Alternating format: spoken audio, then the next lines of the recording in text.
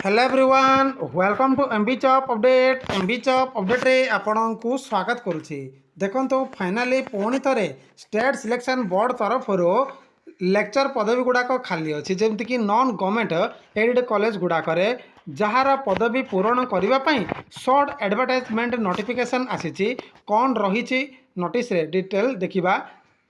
सो friend देखो ये हूँ गोटे ऑफिशियल लेटर जहाँकि स्टेट सिलेक्शन बोर्ड तरफ प्रकाशित होती। एडवर्टाइज नंबर देखो 02/2023 जहाँकि advertisement for recruitment of lecture in non government aided college of Odisha.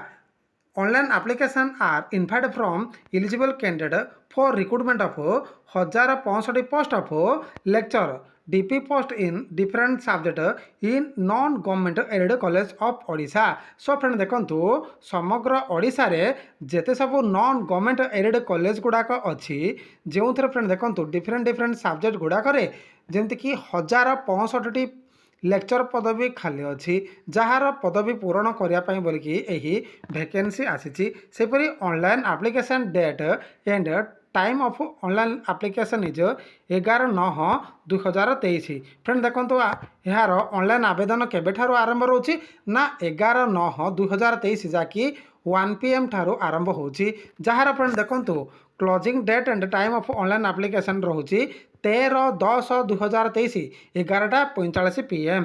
So friend देखो detail advertisement will be available in the official website state selection board www.ssbodisha.ac.in जहाँकि 11/9/2023 घंटे PM। So friend देखो detail advertisement जहाँकि 11/9/2023 रे प्रकाशित हम बोली ये अपडेट अच्छे। फ्रेंड देखो यार जमती कि लेक्चर पदवी नॉन गवर्नमेंट एडेड कॉलेज गुड़ाक SSB पदवी खाली अच्छी जार फ्रेंड देखो रिक्रुटमेंट पदवी गुड़ाक पूरण करने बोली ये मेंशन रोची।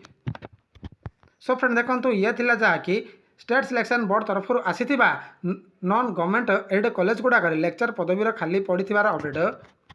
आई होप वीडियो पसंद आसो। जदि वीडियो पसंद आए ताहले लाइक शेयर सब्सक्राइब करने को जल्दी भूलिबेनी।